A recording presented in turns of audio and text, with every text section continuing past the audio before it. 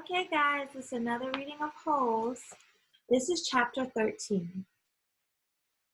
All too soon, Stanley was back out on the lake, sticking his shovel into the dirt. X-ray was right. The third hole was the hardest. So was the fourth hole, and the fifth hole, and the sixth hole, He dug his shovel into the dirt. After a while, he lost track of what day of the week and how many holes he dug. It all seemed like one big hole, and it would take a year and a half to dig it. He guessed he lost at least 5 pounds. He figured that in a year and a half, he'd be either in great physical condition or else dead. He dug his shovel into the dirt. It couldn't always be this hot, he thought. Surely it got cooler in December. Maybe then they froze. He dug his shovel into the dirt. His skin had gotten tougher. It didn't hurt so much to hold the shovel.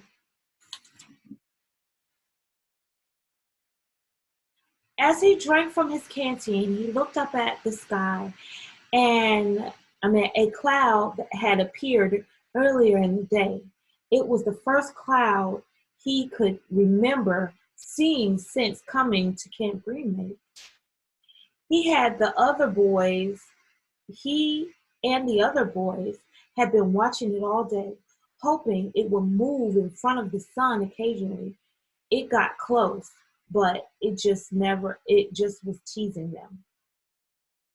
His hole was waist deep. He dug his shovel into the dirt. As he dumped it out, he thought he saw something glistening as it fell into the dirt pile. Whatever it was quickly buried. Stanley stared at the pile for a moment, unsure he'd even seen it. Even if it was something, what good would it do him? He'd promised to give anything he found to X-ray. It didn't seem worth the effort to climb out of the hole and check it out. He glanced up at the cloud, which was close enough to the sun that he had to squint to look at it. He dug his shovel back into the earth, scooped out some of the dirt, and lifted it over his dirt pile. But instead of dumping a pile there, he tossed it off to the side. His curiosity had gotten the better of him. He climbed up out of the hole and shifted his fingers through the pile. He felt something hard and metallic. He pulled it out. It was a gold tube, but as long and as wide as the second finger on his right hand. The tube was open at one end and closed at the other. He used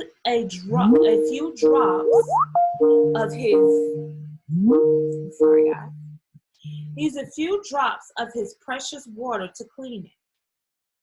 Then there seemed to be some kind of design on the flat closed end.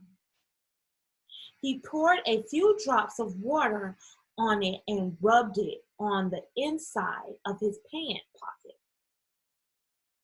He looked again at the design engraved into the flat bottom of the tube. He could see the outline of a heart with the letters KB etched inside it. And guys, I don't know if you can see this, but it shows a picture right there, KB with a heart. Okay. He tried to figure out some way that he wouldn't have to give it to X-ray. He could just keep it, but that wouldn't do him any good. He wanted a day off. He looked at the large piles of dirt near X-ray, where X-ray was digging. X-ray was probably almost finished for the day. Getting the rest of the day off would hardly do him any good. X-ray would first have to show the tube to Mr. Sir and Mr. Pendeski, who would then have to show it to the warden. By then, X-ray might be done anyway. Stanley wondered about trying to secretly take the tube directly to the warden.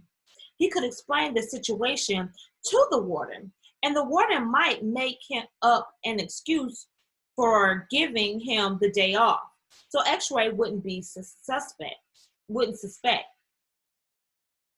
He looked across the lake towards the cabin under the 2 oak trees. The place scared him. He'd been at Camp Green Lake almost 2 weeks, and he still hadn't seen the warden. That was just as well.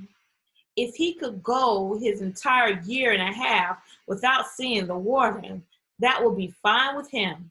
Besides, he didn't know if the warden would have found the tube interesting. He looked at it again. It looked familiar. He thought he'd seen something like it somewhere before, but couldn't quite place it. "What you got there, caveman?" asked Zigzag.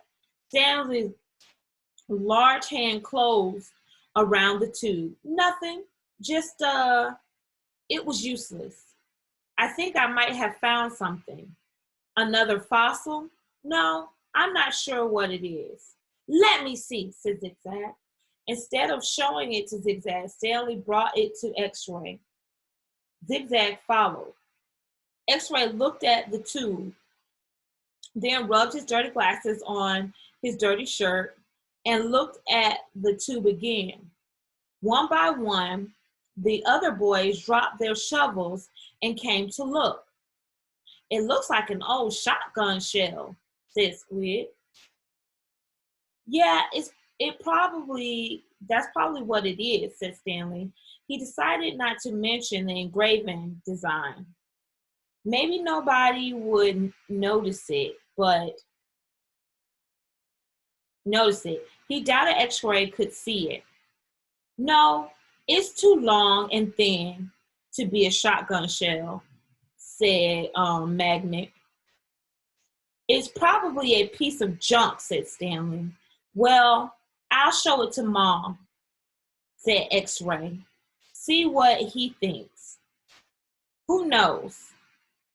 Maybe he'll get the day off." "Your hole's almost finished," said Stanley. "Yeah, so." Stanley raised and lowered his shoulders. "So why don't you wait until tomorrow to show it to Mom?" he suggested. "You can pretend you found it first thing in the morning. Then you could get the whole day off instead of just an hour or so this afternoon." X-ray smiled. "Good thinking, caveman." He dropped the tube in his large pocket on the right leg of his dirty orange pants. Stanley turned to his hole. When the water truck came, Stanley started to take his place at the end of the line, but X-ray told him to get behind Magnet in front of Zero. Stanley moved up one place in the line. And that is the end of chapter 13.